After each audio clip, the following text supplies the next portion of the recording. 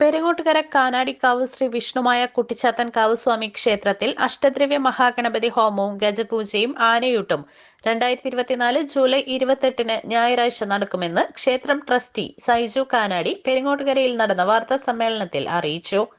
രാവിലെ 6 മണിക്ക് മഹാഗണപതി ഹോമം, 9 മണിക്ക് ആനയൂട്ട് എന്നിവ നടക്കും. മഹാഗണപതി ഹോമത്തിന് സൂര്യകാലടിമന പരമേശ്വരൻ ഭട്ടതിരിപ്പാട് മുഖ്യ കാർമ്മികത്വം വഹിക്കും. ആനയൂട്ടിൽ 10 ആനകൾ പങ്കെടുക്കും. സിനിമ ആർട്ടിസ്റ്റ് കുമാരി ദേവനന്ദ വിശിഷ്ടാതിഥിയായിരിക്കും. സിനി ആർട്ടിസ്റ്റ് പ്രവീണയും പങ്കെടുക്കും. കലാനിലയം രമേശൻ നയിക്കുന്ന പഞ്ചാരി മേളം, കുമാരി നന്ദന മാരാരും രാജു മാരാരും അവതരിപ്പിക്കുന്ന സോപാന സംഗീതവും ഉണ്ടാകും. ആനയൂട്ടും അഷ്ടദ്രവ്യ മഹാഗണപതി ഹോമവും ഗജപൂജയും എല്ലാം നടത്തുവാൻ തീരുമാനിച്ചിരിക്കുകയാണ്.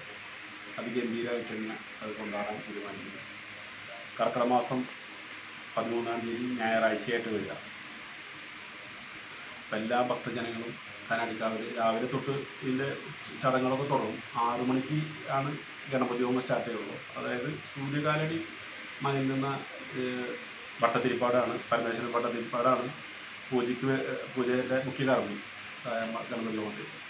അപ്പോൾ അദ്ദേഹത്തിൻ്റെ കർമ്മത്തിലാണ് എല്ലാം നടക്കുന്നത്. അപ്പോൾ അവരൊരു പ്രത്യേകത എന്ന് വെച്ചിട്ടുണ്ടെങ്കിൽ ഗണപതി ഭഗവാനെ പ്രത്യക്ഷപ്പെടുത്തിയ കുടുംബമാണ്. അപ്പോൾ അവിടുത്തെ അവരെ പൂജകൾക്കും ഇതിലൊക്കെ ചെറിയ വ്യത്യാസങ്ങളൊക്കെ ഉണ്ട്. മറ്റുള്ള ഗണപതി ഹോമം പുലർച്ചയിലാണ് സാധാരണ ഉണ്ടാവുക. ഒരു 6 മണിക്ക് ശേഷമാണ് അവരെ കർമ്മങ്ങൾ നടത്താൻ പറഞ്ഞാണ് നമ്മൾ അറിയിച്ചത്. അപ്പോൾ അവരാണ് ഇന്ന് ചെയ്യുന്നത് പ്രധാനമായിട്ടുള്ള കാര്യങ്ങൾ. അപ്പോൾ എല്ലാ ഭക്തജനങ്ങൾക്കും വന്ന് ഗണപതി ഹോമം നേരിട്ട് അവർക്ക് വന്ന് പങ്കുചേരാനും അതിൽ വഴിപാടുകൾ നടത്താനൊക്കെയുള്ള അവസരങ്ങളുണ്ട്.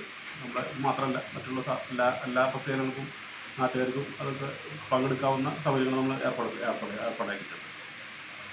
പിന്നെ ആനൂട്ട് ഏകദേശം ഒരു 9 മണി തൊട്ടാണ് സ്റ്റാർട്ട് ചെയ്യുക. ഗജപൂജ ഒരു 7 മണി, 6:30 അല്ലെങ്കിൽ 7 മണിക്ക് 7:30 മണിക്കാണ് ഗജപൂജ സ്റ്റാർട്ട് ചെയ്യുക. അങ്ങനെയാണ് ഇപ്പോൾ തീരുമാനിച്ചിട്ടുള്ളത്. ഒരു 10 വരെ ആനകൾ ഉണ്ടാവുന്നുണ്ട് നമ്മൾ അറിയിച്ചുള്ള അത്രത്തോളം.